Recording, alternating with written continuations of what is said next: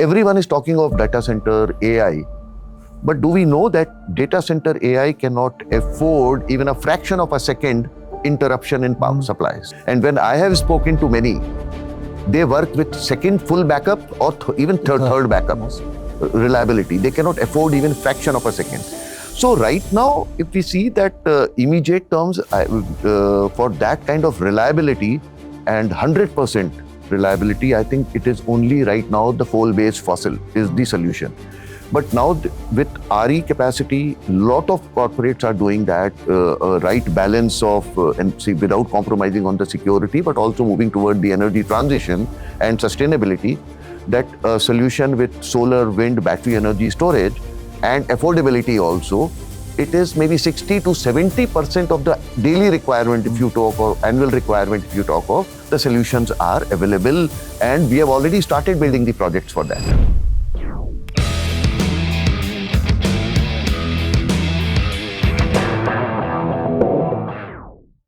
Hello and welcome to Moneynomics by Axis Asset Management.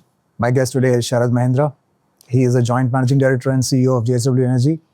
As you've seen just in the last couple of minutes, he's got lots of ideas. There's a lot to unpack in this conversation. He's been with the JSW Group for over 20 years, so there's a lot we can learn from him, both in terms of the energy sector, but more broadly across many other parts of the infrastructure space that he has worked in. So thank you for joining us. I hope you find this conversation useful. Yeah, thanks, Shiva. I think it's nice to be with you today. The topic of the day, of course, is the geopolitical situation in West Asia war and all that, and how it's going to accelerate energy transition from fossil fuel to electricity, within electricity to renewables and so on. So what's your take on that? How do we go from here? Yeah, thank you. A very valid question. We have been seeing since end of February, this West Asia crisis, and we have seen the challenges. We have been talking about the dependency on limited sources, single geography to large extent, but actually it has been felt this time.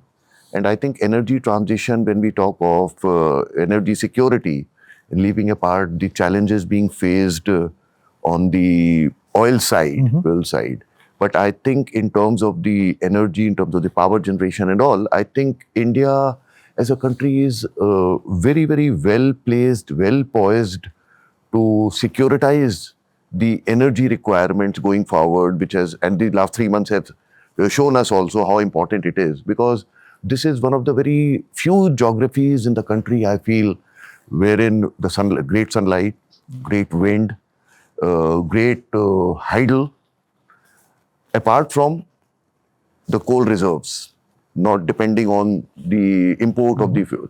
So I think India is sitting on a excellent platform to securitize the energy requirement, and rather than depending to a large extent on the imported source.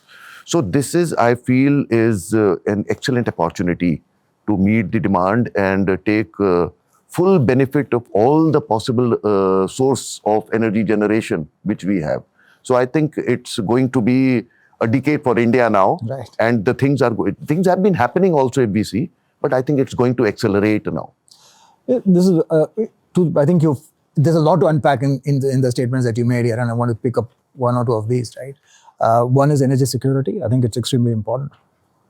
But also the other 2 points which I picked up. One is on renewables, especially with solar and wind and hydel, etc. And you've been in this whole space of storage, which I think is the biggest problem in some sense of it. Well, you have solar during the day, but the consumption is at night, or you have wind blows at certain times. Where is that? I think you've made a lot of investments in that area, and I'm quite interested in picking up some of the innovations that have happened in that space. Yeah, very correct. I think before I come to that, it is important to understand what you rightly said, the importance of energy storage. If you see energy storage today, world is talking. Run-of-the-river hydro, which we operate one of the largest in the private sector, the hydro asset in the Himalayan range in the state of Himachal. There also, if you see, the generation is round the clock, but there is a storage also, which takes care of an evening peak, depending on the storage capacity of 2 hours to 3 hours to 4 hours.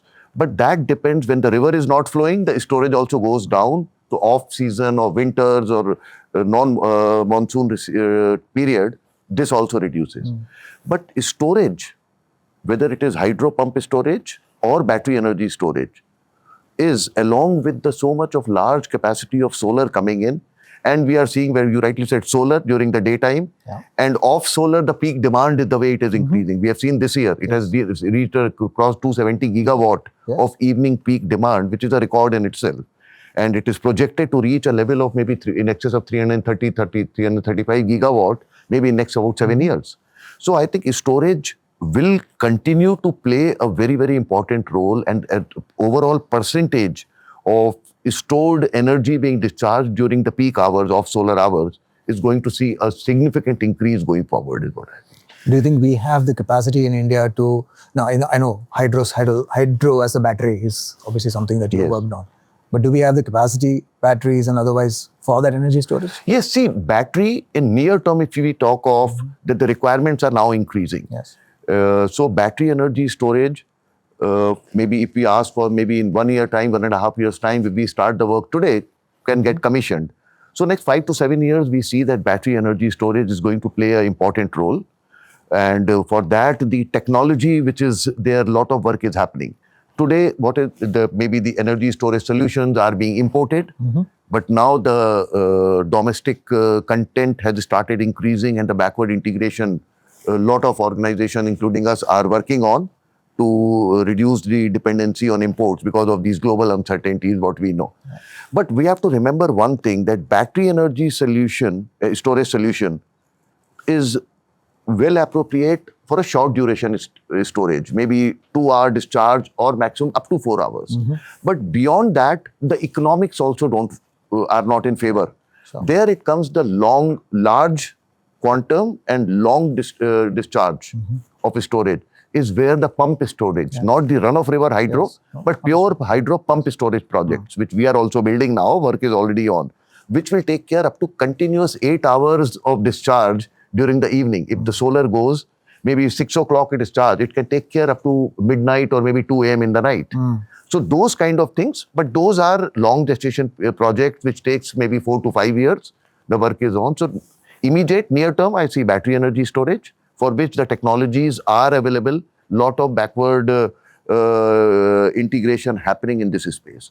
So we are confident that battery energy storage near term, but we have to understand both are not competing with each other. Both complement each other is what we feel. So solar plus battery energy storage to give us 70%, 60% round the clock green energy solution is the best what we see today. Sure. So Sharad, going back to this demand projection that you said, over the next few years, obviously some of that is just peak domestic demand, but a lot of incremental demand that we are seeing today for power is also happening from new sectors. Yes. Data centers and so on and so forth. How do you see that shift happening over the next few years? Lot of new sectors when we are talking are emerging now, which have not been prominent in India till now. But before I come to that, actually, we have to see what are the fundamental drivers for the demand drivers for the electricity. See, one is, of course, the manufacturing, the commercial, the residential demand, the agriculture demand. There are many sectors which carry the demand. With the economy of this size, one of the fastest growing economy globally, maybe there is a established correlation. Even if we see how the power demand has grown in economies like whether we talk of China or whether we talk of developed economies like US, there is a correlation with the economic growth. And in India, we have seen that maybe if the demand, the GDP is growing maybe, it's say 6%, 6.5%, it ranges between 0.8 to 1.1. It's a well-established number of last 20 years. So with this economic growth, even if we take a conservative real growth of 6%, so we are absolutely certain anything between 5.5 to 6.5% power demand growth for next 5 to 7 years is definite. So, but the new sectors, as you rightly said, whether it is the EV penetration, data centers and AI and other drivers, I think these are the tailwinds along with that. I'm talking of 5.5, 6% growth number is without these tailwinds. So these are the tailwinds. Of course, these are being talked a lot, But today the quantum, and going forward also, what the estimations when we did, it is presently, if you see the energy consumption in the data center AI is ranging between about 1.5 to 2 gigawatt of the capacity of total in excess of 550, 560 gigawatt, which is minuscule. But from the multiple growth which is going to happen, in next 5 to 7 years, this 1.5 to 2 gigawatt is expected to reach to 12 to 14 gigawatt. And EV penetration, we see will be gradual, maybe next 3-4 years. It is the time period, a lot of studies which show that by 2030, after that we will see a multiplier growth. And from these, the demands are going to increase. So I think the new sectors will definitely play a very important role because localization of the data and everything the focus government is having. So I think these are the good drivers which we are there. One very interesting point that comes up, I mean, maybe this is a little bit out of the left field. When you look at EVs, when you look at even batteries, energy storage, AC versus DC. Yes. Do you see a revival of AC? Will Edison win after all? After 140 years?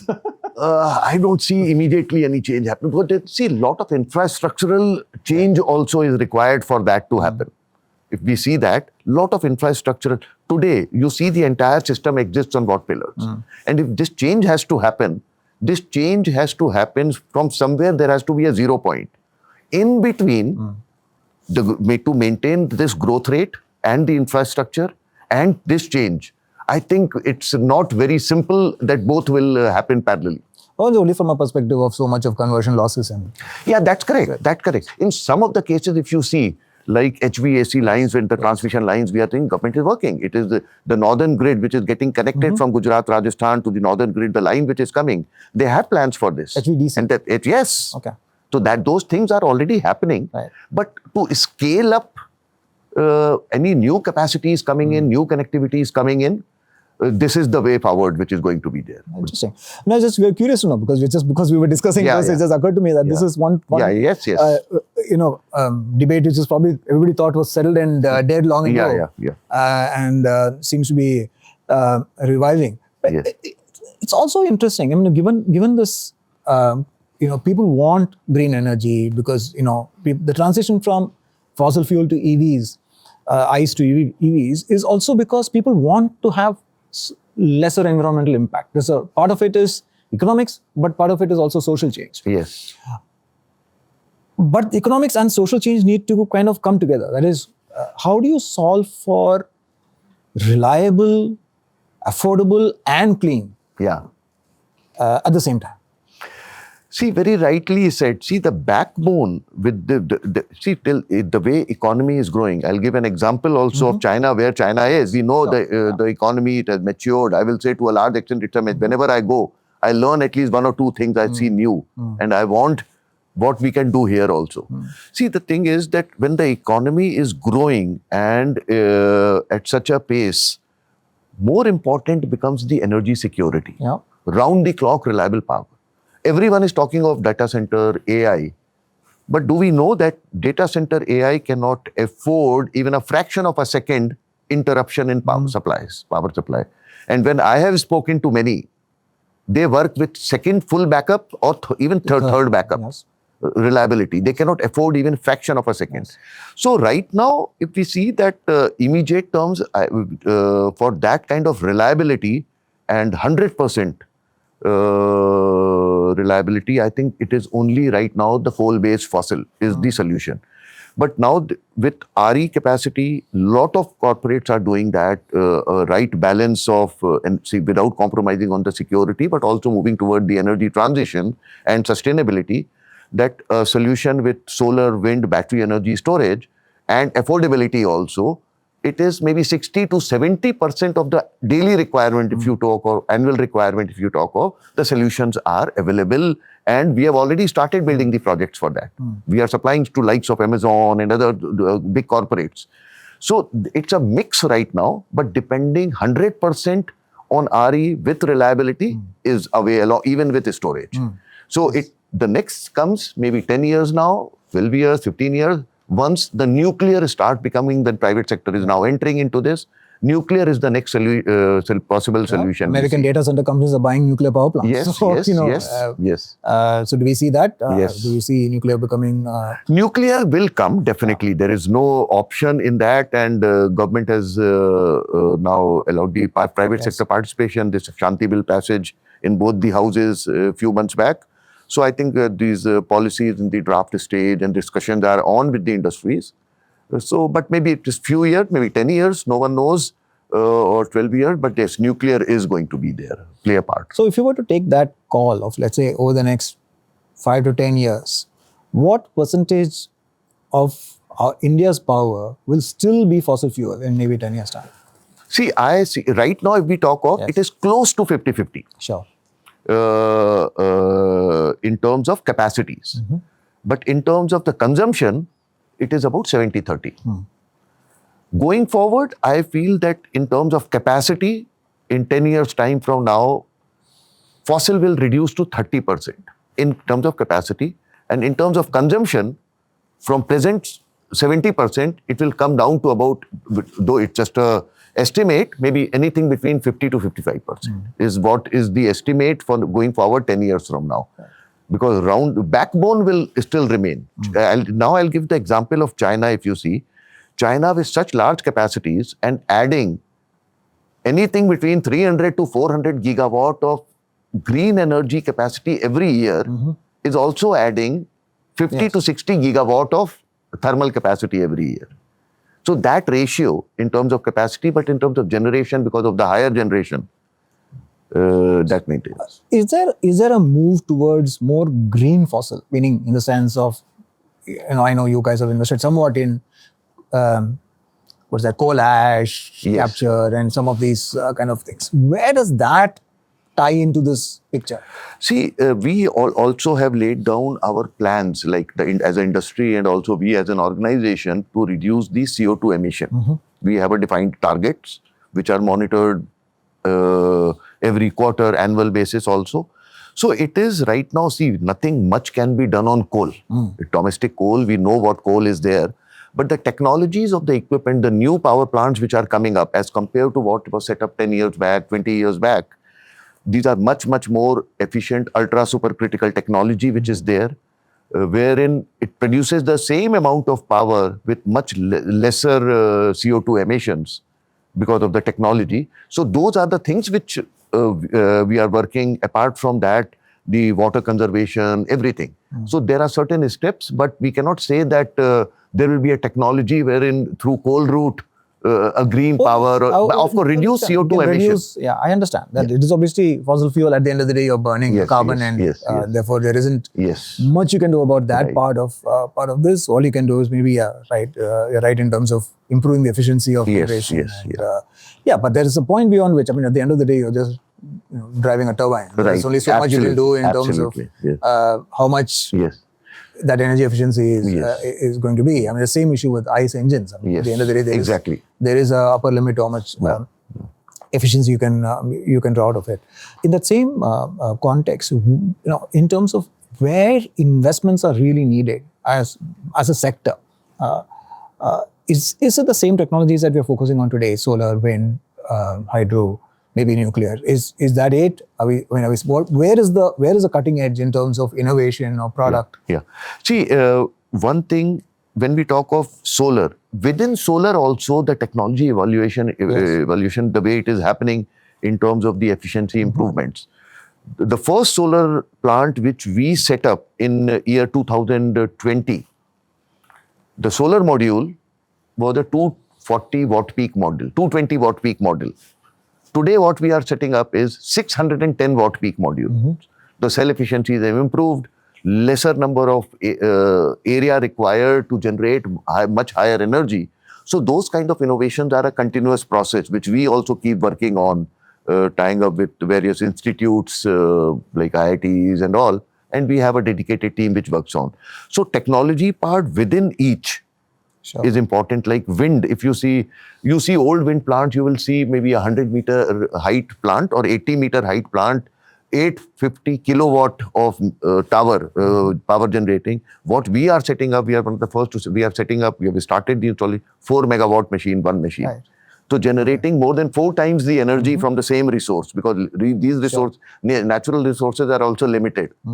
So I think within this, the technology keeps evolving, whether 4 megawatt, now 5 megawatt machine may come globally offshore.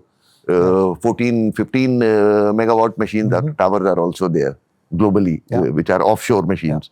So technology is continuously, which we have a team which keeps on working on the technology evaluation to maximize and to remain with what is happening in the rest of the world.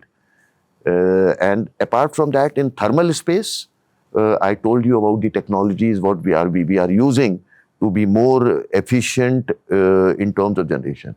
Capital allocation, if you want, it is basically for us, there are 3-4 parameters on which we decide the capital allocation. Because we are, as an organization, present in all generation modes, whether it is thermal, whether it is hydro, solar, wind, storage, everywhere. So first and foremost is opportunity with this size, the way India is offering the opportunities for all of us. First and foremost is returns are extremely important. That is the benchmark. All the options are good. So the mid to high teen IRR is our benchmark return for our shareholders. So once that is met, then there are other 2-3 parameters which we... Sustainability also of the investment. Because I invest today, this is 3:1 debt equity business. It's a cash flow. We have to protect. So then the sustainability of this.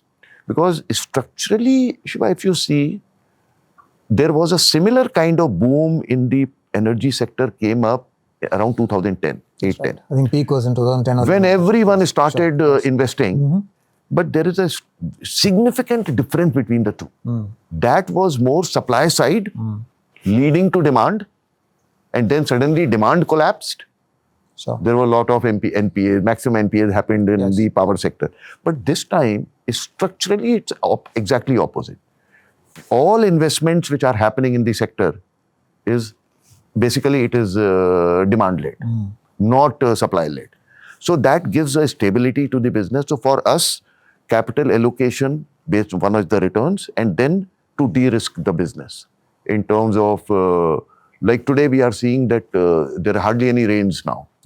In this, the rainfall across the country is not there. So we understand there can be some impact on the hydro generation. Today it is not because snow is melting, but there will be limit. So a small portion of our business is there, but we have in solar, wind, which is doing well, thermal, which is taking care of the demand. So the business de-risking also, how to allocate the capital, it is very, very important for us. This part is also important because I think one of the other things that just changed over the last 10 or 20 years, from the last cycle to now, is also government policy in the sector. Yes. PPA, risks of, I think the risks have been more balanced. Is that the right way to look at it? Exactly, yes. What changes are you seeing there? I mean, in sense of, of course, one is that, part of the reason why some PPAs were being renegotiated, I should say, I'm being generous maybe if I say the word renegotiated, but, not getting signed in some cases was because there was a significant disinflation or deflation in renewable prices. And suddenly, that would have contributed partly, and partly demand didn't come up to the same extent. You can argue any number of reasons why, or maybe the way the bidding process was. What has changed there? Government is going to be the largest buyer of power. Yes. What has changed or what is changing? Yeah. See, just coming to the first thing what you said, unsigned PPAs is everyone talks of. It's a mix of reasons. You have to understand that it was not in FY26, it was FY25 maximum. Most of the biddings happened which have not got signed. Reason was FY24 and 25, we saw a sudden spurt in the sense of biddings happening, people entering. And then so much of solar PPAs or wind PPAs were there. So vanilla solar and vanilla wind PPAs are not getting signed. Because people, the buyers, the state government, the discoms, they want the power mix as per their requirement. To make you understand what I mean by based on their requirement, if I compare a state like Maharashtra or maybe Tamil Nadu with a state like Bihar, the hourly consumption pattern is very, very different. These are manufacturing dominated economies, that is agriculture dominated economy. That has a different kind of requirement. If I go with a sudden mix to Bihar will say, I don't need power. Right. Sure. But this, or vice versa. Sure. So what is happening, these unsigned PPAs, because they were plain vanilla solar and all that time, storage was also not there. Yes, so that is the reason. So we don't see any significant movement happening on that front. So that industry has accepted that. So fresh bids will be more solution oriented based on the consumer requirement. That is what we see in terms of the PPA. The next thing you asked for in continuation.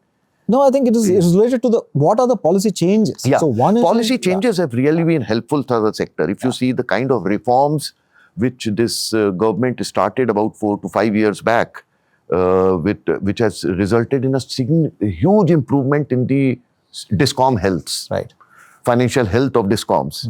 Whether it was a carrot and stick policy, that okay, if you reduce your AT&C losses, you improve the efficiency, you will get funding from REC, PFC or central government at a reduced rates and incentivizing them. But if not, then there are penalties also that you will not get these things. So what has happened is that this has significantly helped the power generators. The receivables which used to be in excess of 100, 120 days has come down within norm. There are hardly any receivables overdues which are there. So which has helped the generators also in terms of capacity expansion planning when the cash flows are predicted and it is happening the way it has been planned. So lot of reforms which government has done, even in terms of the availability of domestic coal. Very transparent mechanism of coal allotment to any power generator through the buyer, DISCOM, any state who is buying. They say this is the coal linkage. It is we are giving you. Government is giving to the state, states are giving to the gen, rather than private sector going for the coal. Now, I want to sort of spend a minute on this in terms of these linkages, as backward integration and linkages, right? Because also to tie back to where we started this conversation on geopolitics, because suddenly, war happens somewhere and gas just gets cut off, right? Obviously, there's a point beyond which you cannot de-risk. But are those risks largely handled by these kind of linkages? Coal linkages, definitely. Coal, absolutely certain. So much of reserves are there.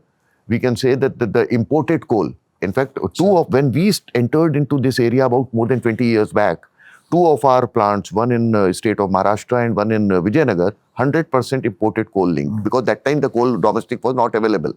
But now we have started blending the domestic coal because the coal government is allowed to use. We have modified our boilers to use the domestic coal, which is a different characteristics as compared to imported coals. So those kind of steps are definitely there. So coal side, I see that country is absolutely insulated. Gas remains a challenge. But there also now government, we are all seeing that has happening coal gasification and other things from many of the mines, where maybe the coal mining may not be viable going up to a certain overburden. But there the gas, if it is possible, so those initial works have already the testing. So you think that can take care of some extent, to some extent, yes. But we obviously cannot. Anyway, we're still far away from being completely insulated from the global cycles.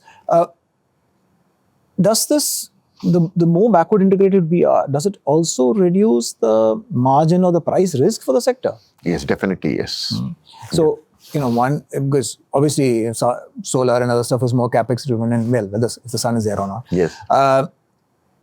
But obviously input prices volatility should have come down. Has that been your experience? I mean, of course, there isn't disruptions aside, but in overall, as a business, maybe not for your company alone, but in general, so of course, see, the prices had come down. Yes. It is only temporarily because of these uncertainties which are happening, and concentration of some of the material in 1 or 2 particular geographies also depends. So those kind of vulnerabilities or uncertainties will remain. We have to learn to live with that and find maybe an alternate or a cushion, build that cushion in your model. If I were to turn that around and ask them, as a CEO, what keeps you awake? What worries you then as a business? See, before the worry, I always find a solution. I want a reason that what makes me happy to sleep. But yes, awake is, of course, India needs. There is a potential, but the challenges we see the right balance in the entire process. Execution is one of the key challenges in India, because whenever I've been to other countries, even I give an example of China. I went to the location 600 kilometers away to see how the installation is happening, wind project and solar projects. The kind of freedom with which the project is executed there, here handling the local ecosystem is a challenge. Lot of things have been done, but still that is one, execution is one of the main key which keeps me awake, that what can go wrong. I have to, it is not, I'm just not talking of just that I'm operating for next 1 year. Have to create a system, infrastructure, maybe next 5 years, 10 years. Those things are foreseen beforehand, and we build in our model and how to overcome those. So execution is one challenge which I see, one of the major things.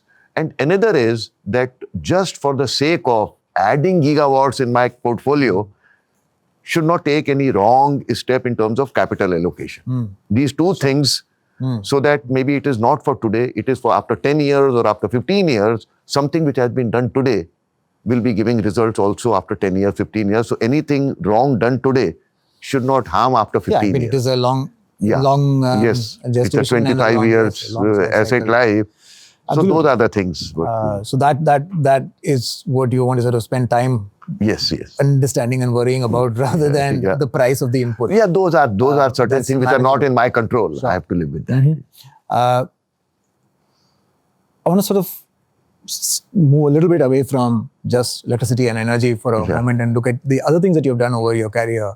Of course, most of it has been in industrials in some form, materials, auto, and so on and so forth. What common thread runs across your career? I mean, you've done everything across many sectors. Yes.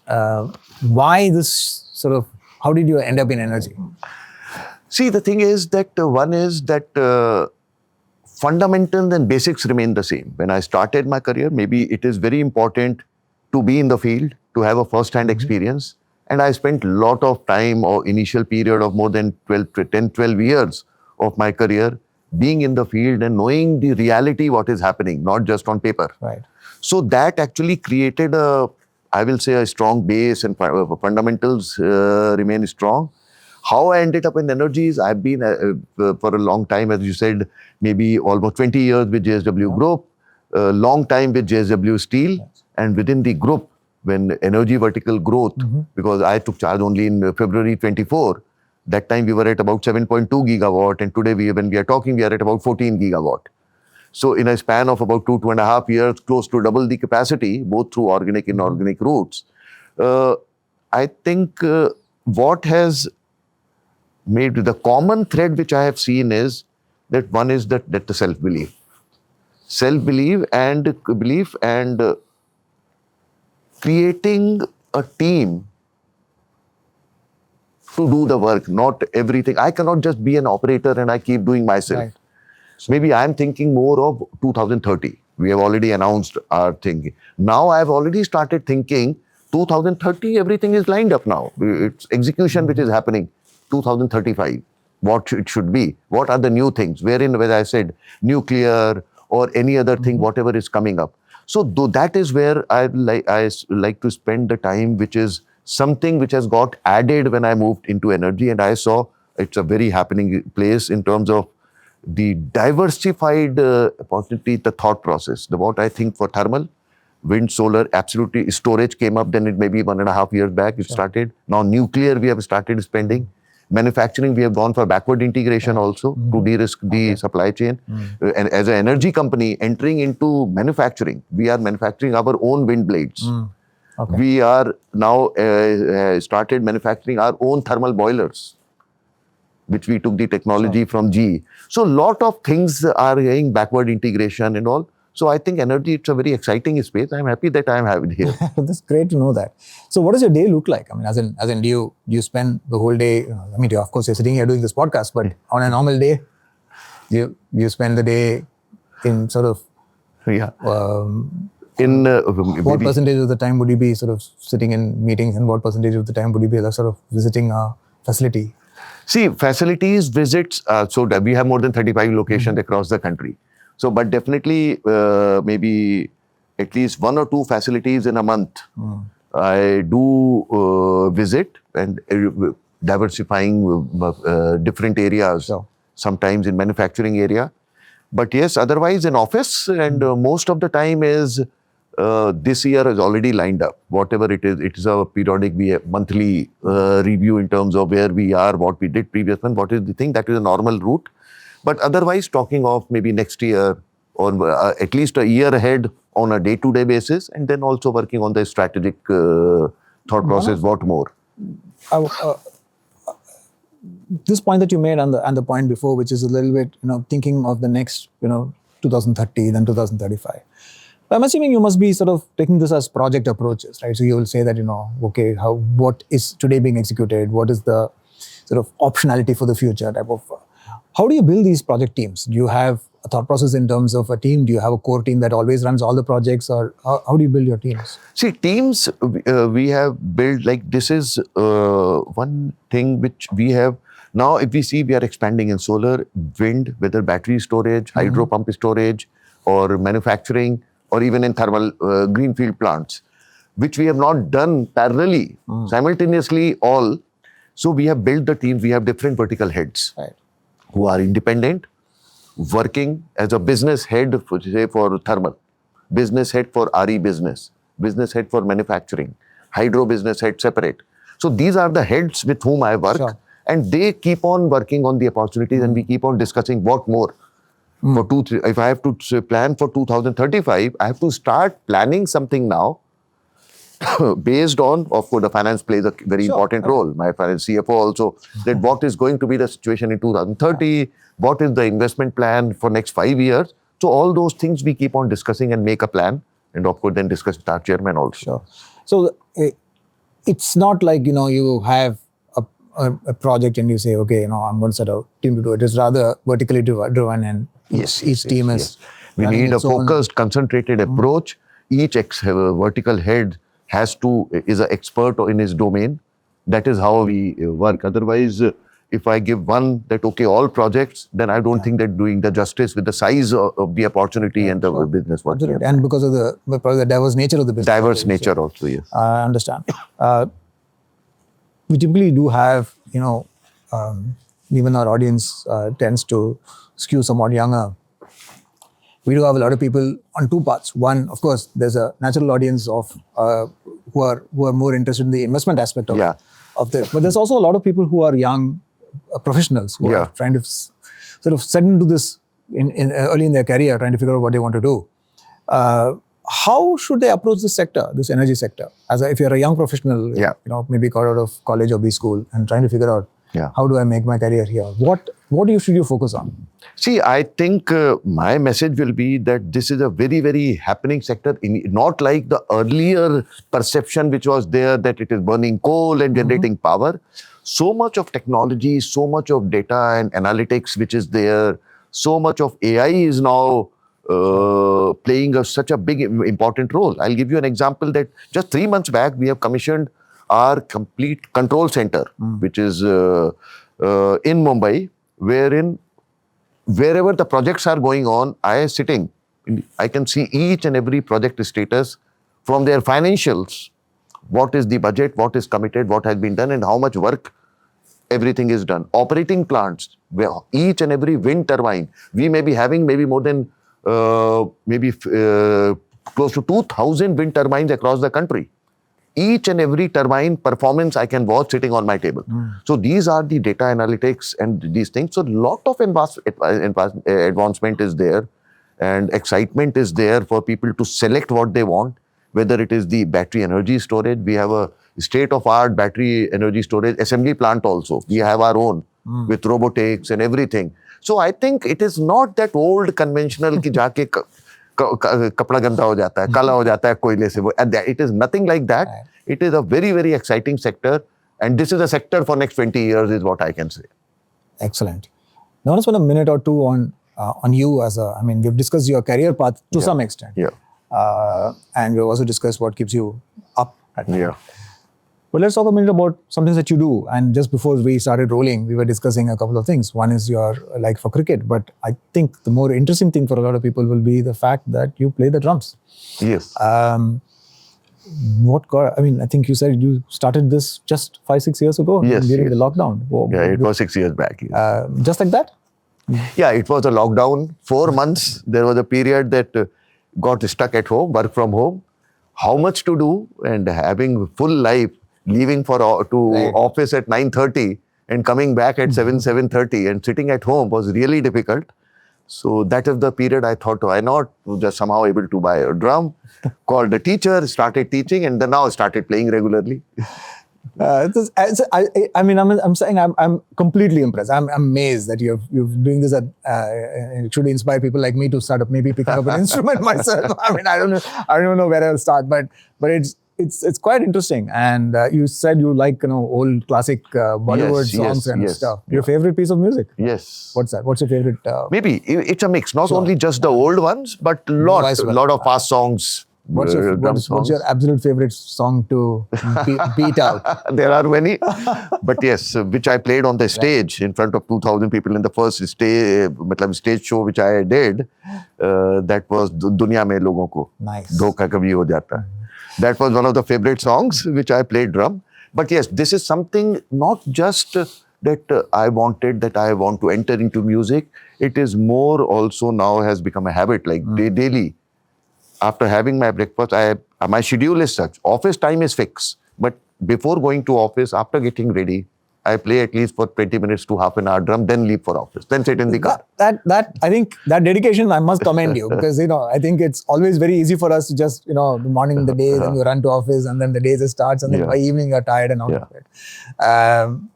I must say that I want to take inspiration, and I hope a lot of you can take inspiration from this and make a habit out of it. I think that's the only way to pick it up. I mean, it doesn't matter where you are. This has been a fantastic conversation. I think we've taken a lot away in terms of the sector dynamics, in terms of policy, in terms of your own personal life. I think there's a lot of inspiration here. Thank you so much, Sharad, for being here. Thank you, Sharad. Thank you. Really pleasure being with you. Yes. Fantastic having this conversation. Thank you very much. Thank you. Thank you. Mutual fund investments are subject to market risks. Read all scheme-related documents carefully.